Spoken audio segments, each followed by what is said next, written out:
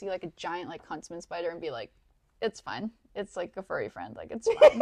Like, I don't know. I definitely would. I'd like probably throw up if I saw one, but like. Oh yeah, I couldn't do it. Yeah, but like I'd like to believe I would like it. You know, be like, yeah, it's fine. He's cute. Like, he's adorable.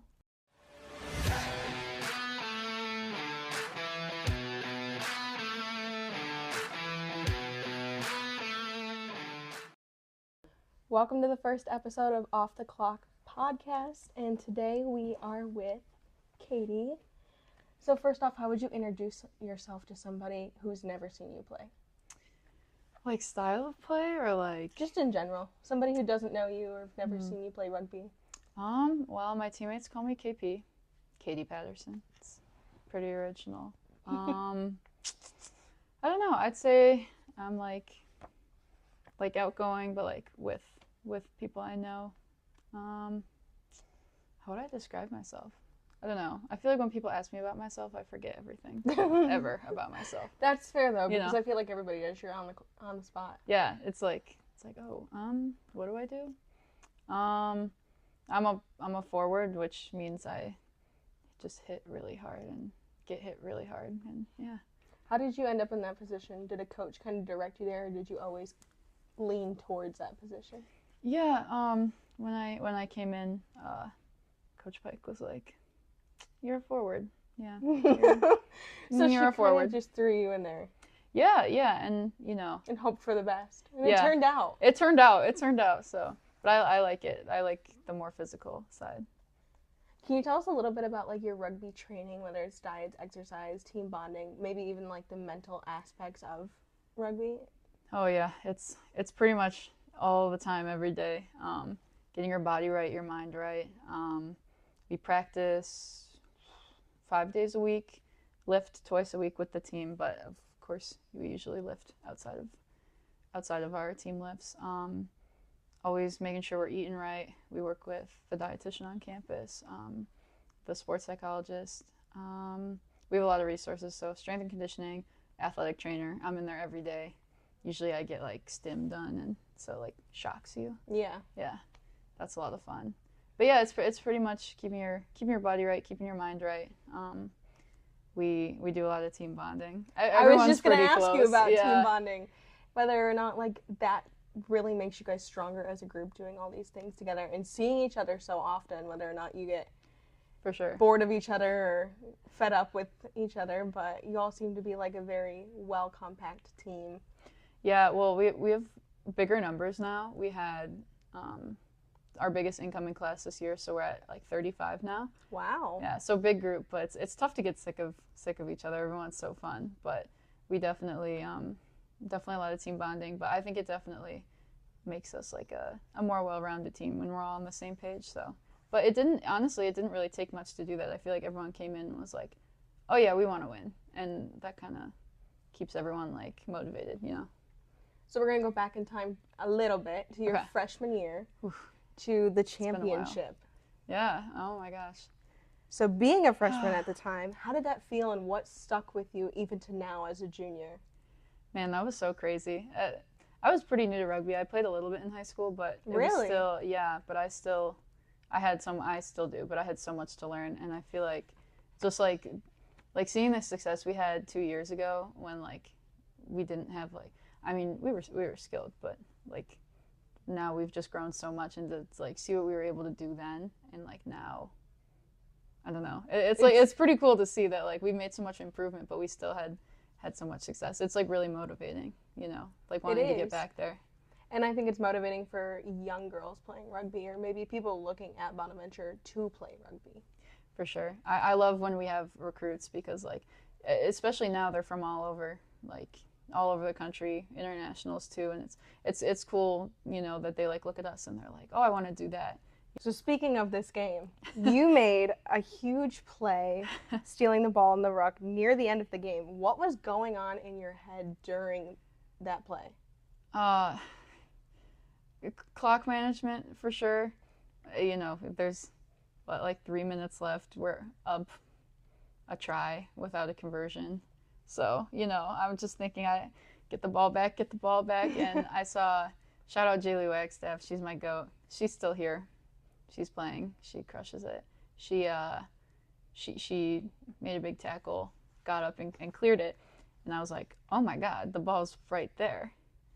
I could totally grab that, so I did. And at that time, I like poaching. That's the I did it, but I definitely like wasn't as confident doing it as I am now. So the fact that I like thought to do it, even when it was like heat of the moment, like crazy, like I'm proud of that because that was pretty insane. Instincts. You're exactly where you're Right? supposed to be. And then then we were after that we were just like, all right, maintain possession. That's our thing. Is just keep possession of the ball, right? Because they can't score if they don't have the ball. So at that point we were like, all right, now everyone just knew what to do. It was actually kind of crazy. Like everyone was on the same page. They're like, all right, at this point, like just don't give up possession. So that same year, you were also Women's Scholar Athlete of the Year. Yes, ma'am. How does that feel? I take my academics pretty seriously, so it was pretty cool. But honestly, a lot of the team, like, we're always having library parties, or we'll lock ourselves in Swan and just watch movies and do some work. So honestly, everyone's pretty driven on the team, but it was nice. I was like, oh. So from going to like freshman to junior year, how do you think, clearly you've evolved as a player, but even as a person, how do you think you've grown from then till now? Ooh, that's a good question. I think that as a player, obviously I'm more confident. I feel like my skills have gotten better, my fitness has gotten better. But I think as a teammate, like I think I'm more vocal than I was. I definitely have more to add than I used to, at least like vocally before. Sometimes I would think it, but I wouldn't really like verbalize it. And now I'm like, oh yeah, actually, now that you mention it, but I also just think I've gotten more comfortable, and so I've really like, not that I was ever particularly like shy, but I think I've come out of my shell a little bit. And that's a good thing to have, especially like throughout life. But what was like your darkest moment or your most challenging moment, not only playing rugby, but maybe in your personal life at Bonaventure, and how did you get through that? Did rugby help you at all?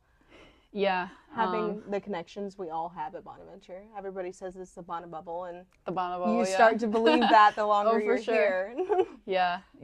Actually, last semester was pretty tough. A lot of like stuff in my personal life, but honestly, just like being able to like go to practice every day and like the consistency. Yeah, it's really nice. It's definitely a privilege to like not only, I have like 30 best friends that I get to see every day, but also like rugby is like definitely my like outlet. So like if I'm really not feeling it that day and I'm not in a good mood, like I get to come and like forget about all of it and just like run around. Like that is pretty cool, and it definitely helped me get through the stuff last semester. You almost feel like you're a little kid again, getting to run around with all your friends. Oh, for sure. Oh my gosh, it's literally recess. Like it's the best. It's recess. It's amazing.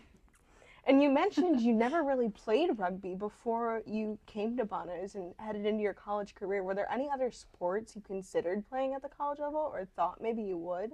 Yeah, well, I intended on playing basketball. Really? Not like, maybe not like D1, D2, but I had a couple D3 offers, and I was definitely thinking about it, but I ended up, I don't know, I kind of wanted to change. The rugby environment is a lot different than basketball. I can imagine. Yeah, it's still definitely cutthroat, but it's like the community is just like so much more there, and I kind of wanted to be like more supported like that, and I had such a great time when I visited, and even though I'd only been playing like a semester of high school, I was like, I think I want to make the switch, and so yeah.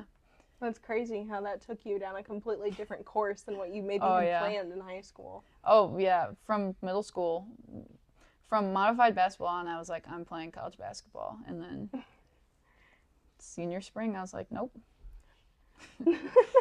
Actually, never mind. Actually, nope.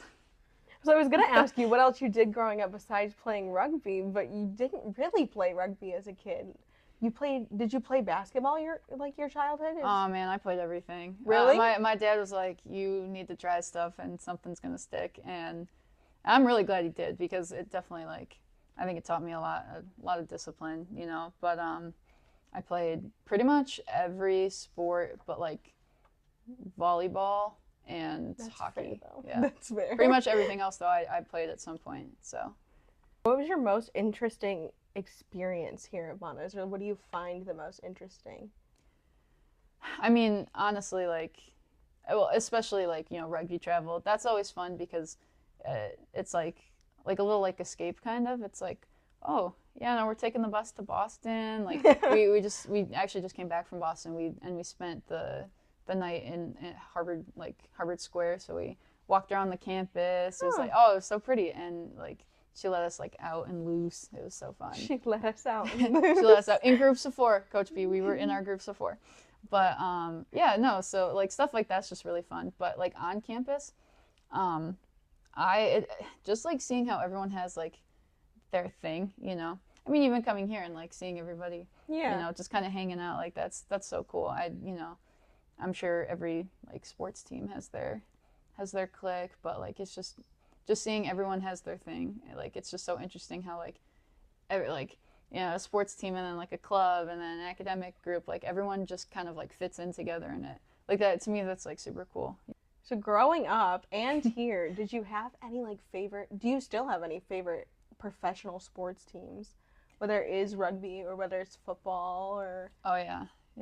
Well, I'm from Buffalo, so Bills fan, born and raised. Never escaped that, but...